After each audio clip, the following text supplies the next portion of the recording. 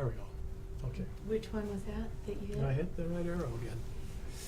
Okay, this is, I'm Glenn Wicker, and this is my wife Pam. We've been married for 37 years next month. And we've enjoyed a fun career, opportunity to live all over the world, and raise 6 daughters. It's February 11th, 2015, and we're in St. George, Utah at the Family History Library using what they call the story booth.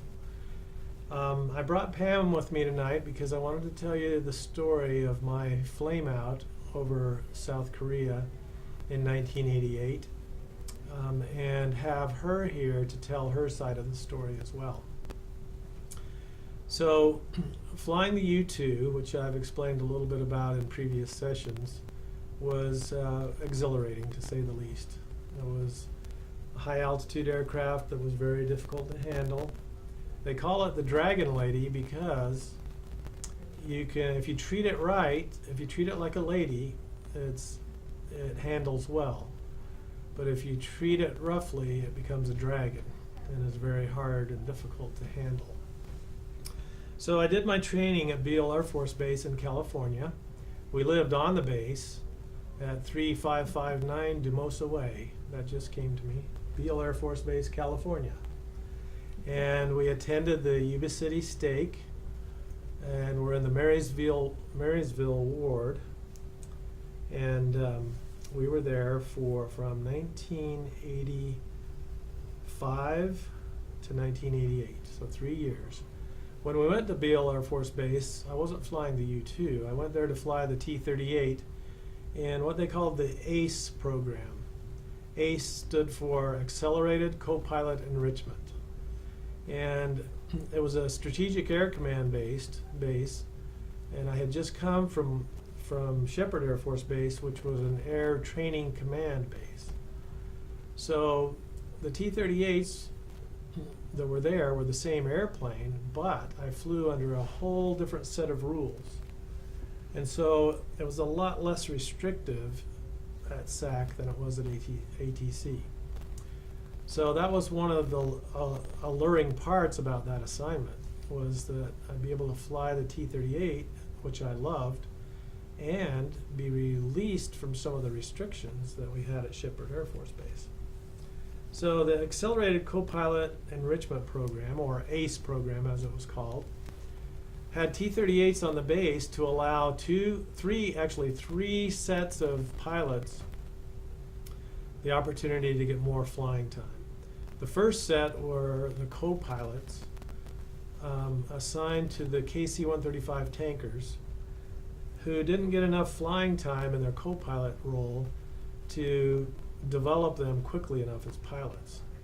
And so SAC had this ACE program with either T-38s or T-37s at all SAC bases that had KC-135s and B-52s to allow the co-pilots to get more flying time. So I was an instructor in the T-38 and I flew with these co-pilots. We had several of them in our ward. Not that I can remember any of their names right at the moment. But another set of the pilots that flew the T-38 to get further hours were the U-2 pilots on the base and the SR-71 pilots. So I flew with all those pilots and in the T-38, and we had a great time. It was honestly the best flying of my entire life because of the fewer restrictions. We flew formation flights, we flew cross-country flights, we flew instrument flights, and just had a grand old time. Well, while I was there, they talked me into flying the U-2, and I may have told this story in another session, so I'm not going to go into detail here. Anyway, I got through the training in the U-2, and then we were assigned to go to RAF Alconbury in England. But before we could go, I had to do one operational tour in the U-2 in Korea. So, as you may know, the Korean War has never ended. It's been a ceasefire since 1957. And in order to keep the peace down there, the United States has continuously flown the U-2 aircraft along the border between North and South Korea, which is called the Demilitarized Zone, or DMZ. And my assignment down there was to fly that mission.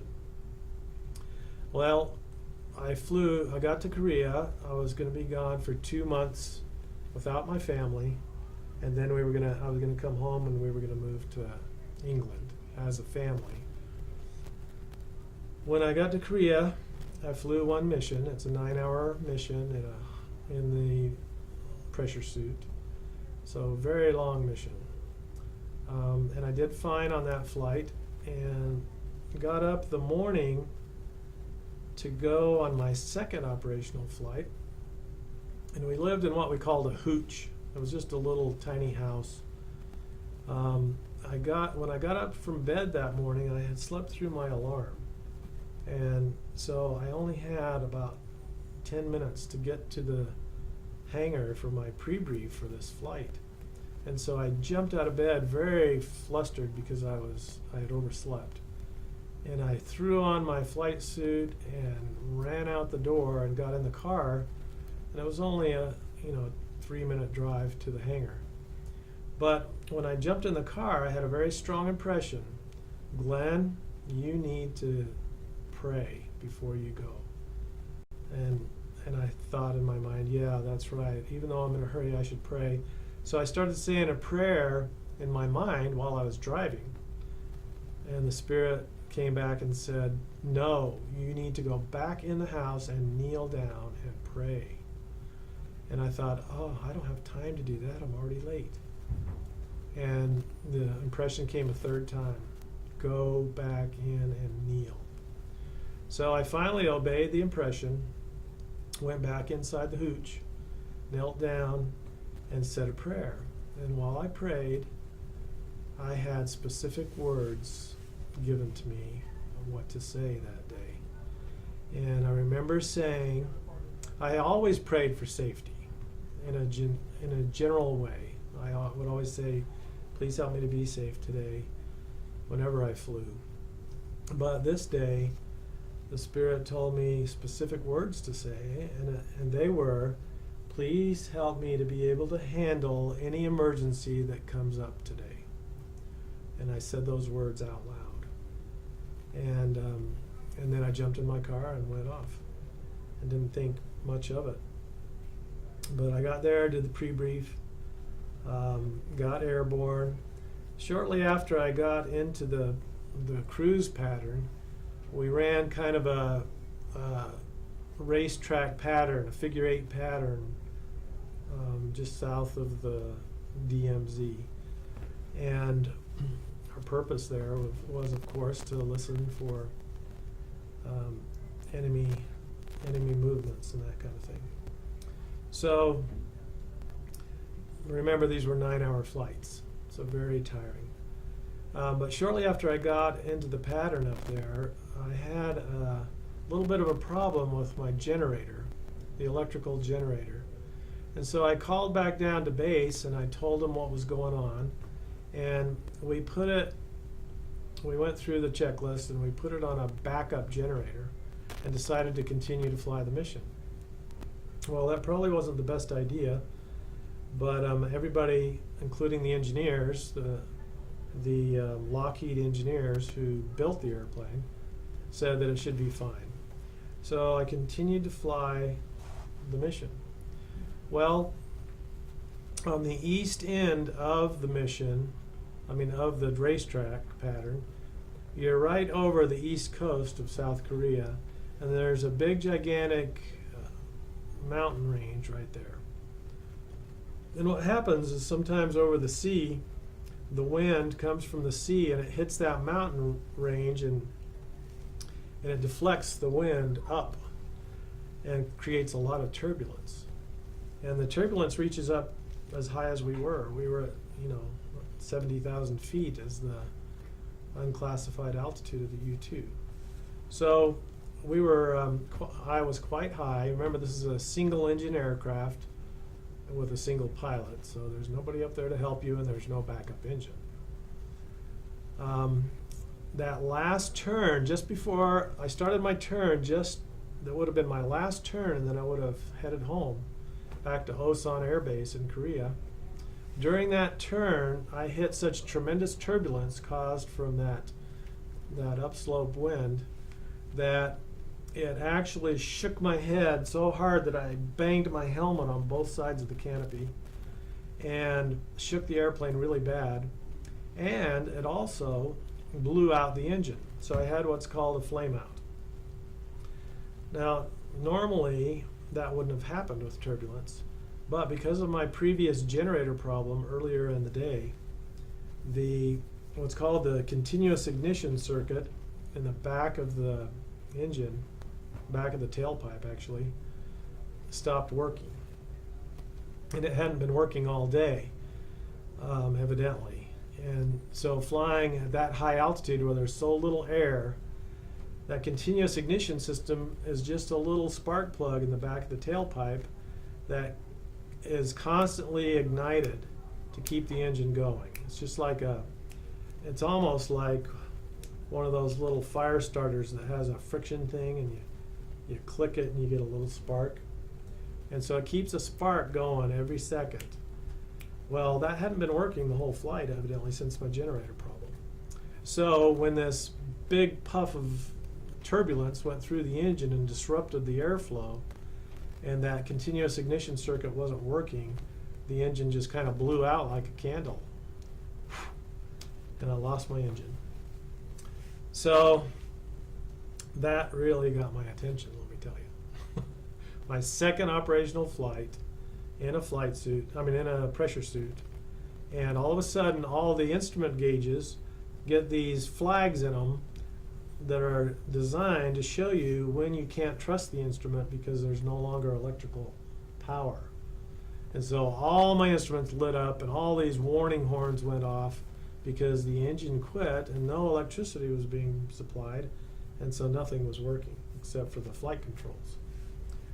Well, the other thing that happens, the whole reason we wear that pressure suit is because trapped between my body and the pressure suit is air that has the same pressure as the pressure of the air on the ground.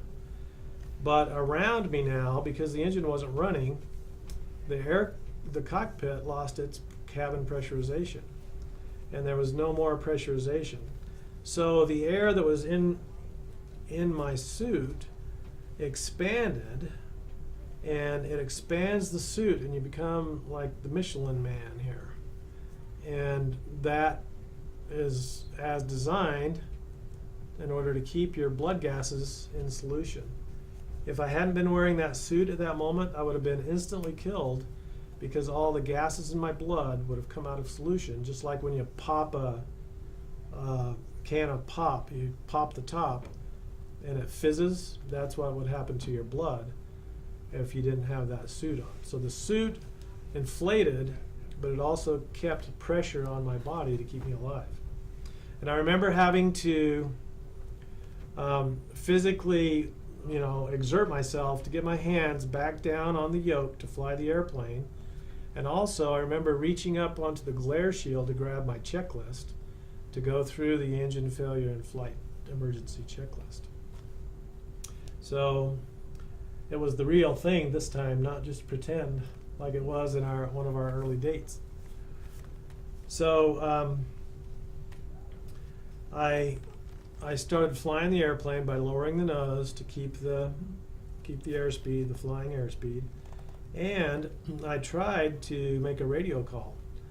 But because the temperature up at altitude is about minus 59 degrees centigrade, the generator problem that I'd had earlier in the flight had not been properly recharging the battery. The battery was so cold soaked that it would not produce any power for even to run the radio. So I couldn't make an emergency radio call.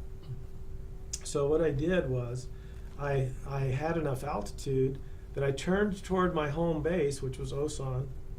I turned southwest toward my home base, and thought I could glide all the way home and do an emergency landing at the home base, which would have been great if I could have, because this airplane is highly classified and everything on it is top secret. The cameras, the electronic listening devices, the maps and charts that I carried on board were classified. The checklist itself was classified. And of course, the entire airplane is classified. So it would have been great had I been able to fly all the way home. Plus, at home, they have these pogo sticks. You can see these pogo sticks under the wheel here. So since the U2 is only a bicycle landing gear, you've got a main gear in front and a tail wheel in the back. When you land, you have to keep balancing the wings until you come to a stop. And then one of the wings, the heavier wing, goes down to the runway. And the maintenance people come in and they pull down on the high wing to get the wings level, and they stick these red pogo sticks, pogo wheels, underneath the wings so you can taxi on into the hangar. Well, if I didn't get back to home base, I would be landing at a place that didn't have these pogos and didn't have the equipment necessary to handle the U2. But as I started for home, I realized that I had a 250 knot headwind that day. So that's a lot of wind. And the higher the wind on your nose, the less distance you can glide. And so I calculated it, and I figured I was going to be about a mile short of being able to land at my home base. And that wouldn't have been good at all. So I changed my mind, decided I needed to land where I was. And I looked down and I saw this South Korean air base, and decided that's where I was going to lay it down. So I continued my descent. What? Did you have a lot of time? Yes, had lots of time. It takes 45 minutes to get the U2 down from altitude with no power. So I had lots of time to think about it, which is good.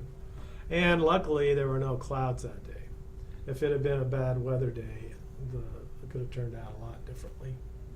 So there were no clouds at all. So I could see the runway below me, but I had to continue to descend so that it got warmer and warmer as I descended.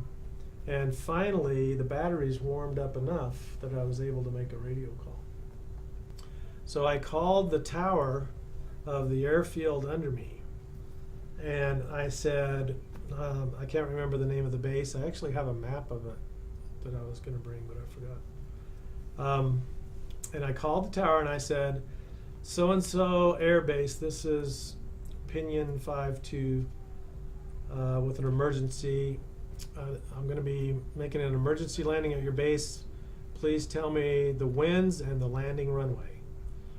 So as you may know, each runway, a runway has two ends to it, and you can land on either end depending on the wind. So if the wind was coming off the ocean, then you would land into the wind. If the wind was coming off the land, then you would land from the ocean into the land. So you can land on either end of a runway. So I asked him what the winds were and which runway they were landing on. Well, this runway that was coming from the sea was runway 25. That was the name of the runway, which means you're heading a direction of 250 or almost west when you touch down. When the guy came back, he said they were landing runway 21. Well, there was no runway 21. I could see the numbers painted on the runway. And so I was really confused why he was saying runway 21. So I radioed back to him and I said, understand you're landing runway 25. Now remember, this was a Korean. So his English was a little bit bad, and my Korean was worse because I had none. So so then he was confused, and he pauses for a minute, and he says, "No, we're landing runway 21." Well, then I'm kind of stupid to admit this, but I got really scared because I thought, wait a minute, am I looking at the wrong runway? And I thought for a minute that maybe I was looking at a North Korean runway and had set up to land on a North Korean runway, which was the enemy, and landing a U-2 at an enemy airbase would have been an international incident, and my name would be all over the history books about now. So I thought, I got really scared because I didn't have any engine power, so I couldn't go anywhere else now. I had committed myself. And so I was really confused. Luckily, there was a Army helicopter, a U.S. Army helicopter, that was flying nearby, and he heard this radio exchange between me and the tower. And he figured out what was going on.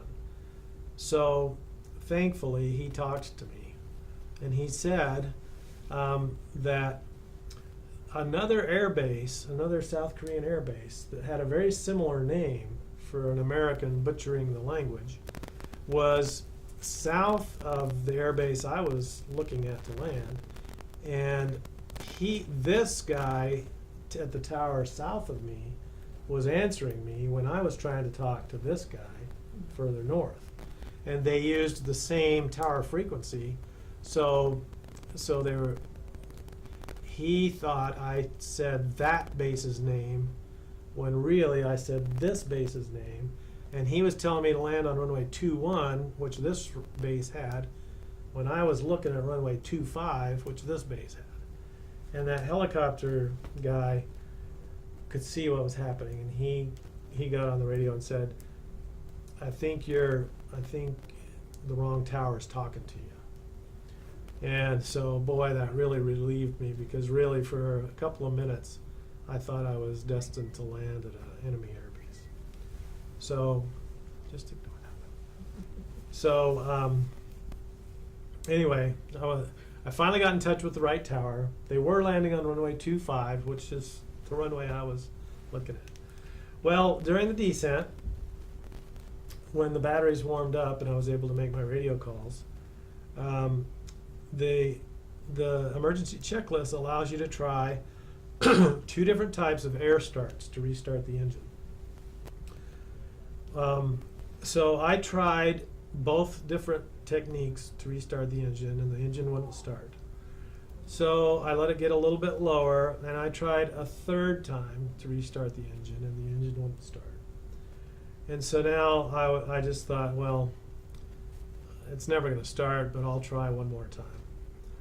So at about 18,000 feet, I tried a 4th time to start the engine. And this time the engine did start.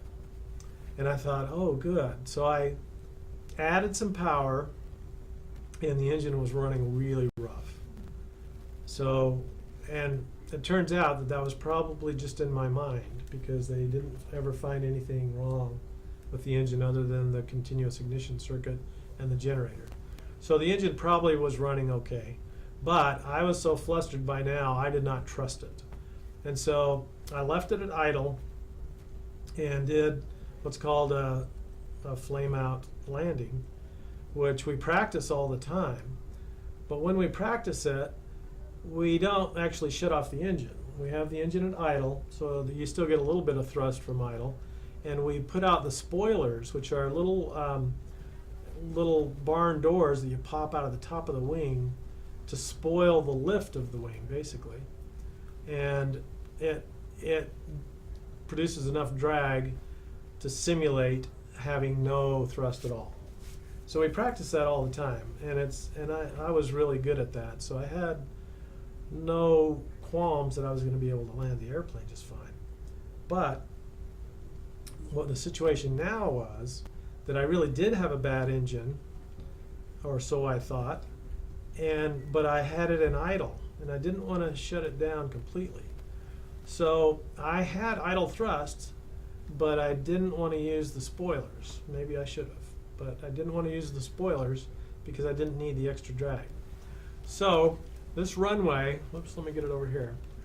This runway sits right on the edge of the sea. And when I flew my pattern, I had to be at an altitude where I knew I could lose all the altitude. I couldn't turn until I knew I could lose all the altitude to come back and land. Well, what happened was, I'm gonna get this over here. You hold that for me, okay? So as I descended, you're offset from the runway, go in the opposite direction that you're gonna land. And I had to, and out ahead of me was the sea. It was a big open sea. Well, I hate water anyway. That's why I never joined the Navy. But I went on out, and I could see that I was not low enough yet. And then if I turned out over the sea here, I was going to end up too high, and I knew I only had one chance to land because I thought the engine was bad, and if I tried to do a go around, the engine would fail on me, and I'd end up crashing the airplane in a field. So on my way out to the sea, I had to force myself to go out and out and out, further and further, very uncomfortable, because back behind me was the safe, comfortable land, and out in front of me was this horrible, scary sea. And I just had to keep forcing myself to go out until I knew I was low enough that I was going to be able to lose enough altitude to get back in and land. So that was the scariest part of the whole day, was heading out to sea in this bad airplane. Didn't like that feeling at all. But anyway, I judged it just right. I came back around, and I did a really nice landing, landed, and all I could do was stop on the runway. So my heavy wing fell down onto the ground to the left, and all of a sudden about 40 South Koreans came running out onto the runway, and this lieutenant colonel from the South Korean Air Force came up to the window, to the canopy. I opened the canopy, and he was a real short little guy, but he spoke English pretty well, understandable. And he says, "What can we do to help you?" And I said, "Well, if you could get a couple of your guys to pull down the high wing, then and then have them push, I'll steer, and we can get it off the runway over towards the hangar." So he said, "Okay." So he did. He got a couple of guys to lower the high wing, and then they started pushing, and I used the rudder pedals to steer us off the runway to the left. And we parked in front of the hangar. Well, adrenaline is what had got me through this whole experience. Adrenaline is a wonderful thing, and thank goodness for it, because I remember when the engine flamed out, I remember watching my hands flip switches, control the airplane, and do all these things that I've been trained to do, and they did them automatically. I didn't even have to think about it. It was as if my hands were detached, and they knew what to do. And that's what adrenaline did for me. And so I handled everything perfectly. But as soon as we stopped the aircraft in front of the hangar here, the adrenaline was gone, and my body just went into a slump. I had no strength whatsoever. I did not even have enough strength to unlatch my seatbelt. I just sat there slumped. And so thankfully this lieutenant colonel, he got a ladder and came up to the side of the cockpit. He had a couple of his guys unlatch me, take off my shoulder straps, and they physically lifted under my arms and got me out of the cockpit. And I was just so spent from the effort. So they took me into their squadron office there, and by the way, before they even got me out of the cockpit, they were so efficient. They had the airplane cordoned off with, police do not cross line. They had military working dogs there to guard the airplane, so that I was comfortable that all the top secret stuff was being protected. And I was so kind of them. So they took me into the squadron, and underneath the pressure suit, you just wear cotton long johns, with a a turtleneck top and long underwear. So you can't get out of the pressure suit by yourself. You have to have help. You can't get into it without help either. So they helped me get out of the pressure suit. So I was sitting there in my long johns, and they went to find me a regular green flight suit to wear. So they looked all over for the largest flight suit they could find, and they bring it out to me, and I put it on. And of course, the largest Korean is a heck of a lot smaller than me.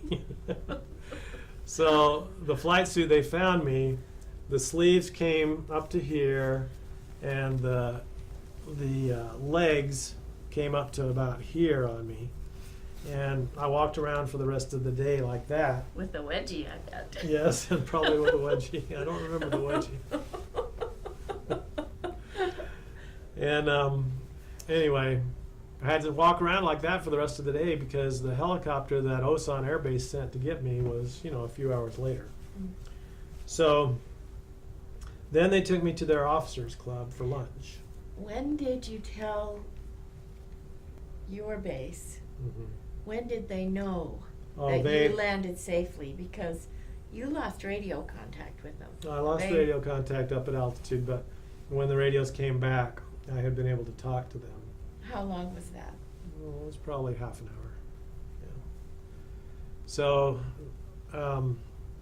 Steve Peterson was the he was the squadron commander, Steve Peterson. Anyway, he's the one who got in a helicopter at Osan and flew out to get me at this other base. But anyway, while we were waiting for them, they took me to lunch at the officers' club, and they fed me this soup that was so hot. I've never been a lover of spicy stuff anyway. But all I remember about that soup was I had to drink it. I had to eat it because they were being so gracious and kind. So I ate it. But this soup, all I remember about it is that it was hotter coming out than it was going in. And so anyway, that's that story. I wanted Pam to share her experience that day. So, Well, I had a dream, and I guess that night before, I guess when it was happening, I don't know what the time difference is, but I'd had a dream. she was home in California. Yes, that it was an odd dream. Two Air Force men had come to the door to tell me that Glenn was lost and that he was gone. And I had already seen him in my dream on the TV, so I knew he was okay. And so when they came, I said, "Oh no, you're wrong. I saw him. He was on the TV. He's okay." Anyway, it was real interesting. That's about all I remember from the dream. So the next day when Glenn called and he said, "Pam, how you doing?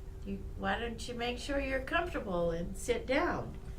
And he proceeded to tell me about his experience. And of course, since it was after the fact, it didn't really register. I didn't really get the import of how serious it was at that time. And then I'd had this dream. I just feel like the Lord was watching over all of us, and that somebody was trying to tell me it was tough times for Glenn. And as he's told this, I've just really felt like the Lord was totally watching over him and He was. taking care of him in every way. Yeah, we are so blessed to know him and to be able to pray and ask for protection. Yeah. So I had been inspired that morning to ask for a special prayer of ability, and that prayer was definitely answered. And had I not followed the prompting of the Spirit and gone in and got on my knees that morning to say that special prayer, I might not have had that same amount of protection or ability to. Well, and the helicopter was in the air at the time, hearing the call that Glenn was trying to land. That was not just serendipitous. It was the Lord's hand was there. Yeah. Yeah. There had actually been a U-2 a couple of years earlier that hit that same turbulence and was lost, and the pilot was lost as well, and the airplane. So I was definitely very blessed. A few months later, I was awarded what Strategic Air Command called the Heads Up Flying Award, and inducted into the Heads Up Flying Club. And this is the article that was written in the Strategic Air Command magazine because of that experience. So I kind of made a name for myself early in my U-2 career. Steve Peterson was very impressed with the way I handled it, and everybody from then on, the whole time I flew the U-2, knew my name and respected me because of that experience. So as harrowing as it was, it ended up being good for my career.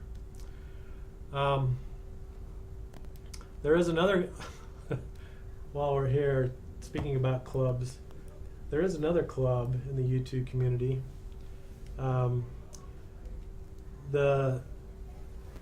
Getting rid of waste while you're up there for so long is another story that I'll tell you sometime. But if you don't do that right, you join another club that you don't want to be a part of. So I'll tell you that story another time. Two more quick slides. I just wanted to show you about tube food. This is a picture of the type of food that we ate while airborne. And basically it's just a toothpaste tube full of food that you heat up in a little receptacle in the airplane. You take the probe off, you stick the toothpaste tube down in, you turn on a timer and heat it up. Then you take out the tube after 2 minutes, put the probe in, and then put the probe through the porthole in your helmet, and then you can squeeze the food into your mouth. And I remember my favorite tube food was beef stew for dinner, and then peach pie or peach cobbler, I don't remember which, for dessert. It was really good stuff. So there's a whole article about tube food and how it's made and everything that I recently found in a magazine. So I brought home some samples one time to you and the girls to try out. They had applesauce, clam chowder, all kinds of good stuff. And then the last picture I have for tonight is, oh, by the way, if you forget to take it out after 2 minutes of heating, the tube will explode inside the cockpit and food will go all over your suit and face. Huh? I had that happen one time and I learned my lesson quickly. And that's it for tonight. Anything else you want to say, Pam the Law? Okay. All right, over and out. Talk to you again soon.